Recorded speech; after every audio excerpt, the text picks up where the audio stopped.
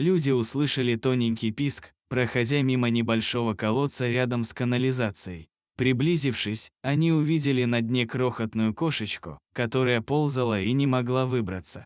Жители американского города Сент-Луис услышали тоненький писк из небольшого колодца рядом с канализацией. Приблизившись, они увидели на дне колодца крохотного котенка, который в отчаянии ползал и никак не мог выбраться. Они тут же связались с местным центром спасения, надеясь, что малышке помогут. Волонтер приюта сразу выехала на место, чтобы спасти кроху. Когда она приехала, на улице уже темнело, поэтому действовать нужно было быстро. У нее был с собой длинный ремень, но не было клетки, в которую можно было заманить котенка. Тогда у нее появилась идея использовать для этого пачку собачьего корма. Она опустошила пачку и положила туда немного влажного корма, прикрепила ее к ремню и опустила на дно колодца. Она надеялась, что кошечку привлечет запах еды, и она быстро залезет в пачку с кормом. К счастью, так и случилось.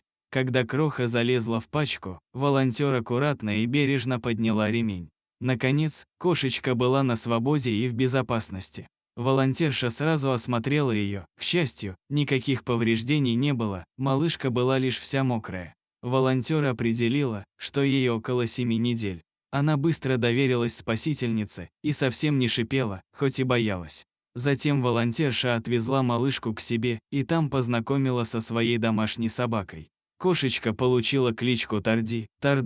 Позже она отправилась на передержку к другим опекунам, где она сейчас восстанавливается и подрастает. Когда она достаточно подрастет, для нее подыщут постоянных хозяев. Спасибо за спасение этой маленькой жизни.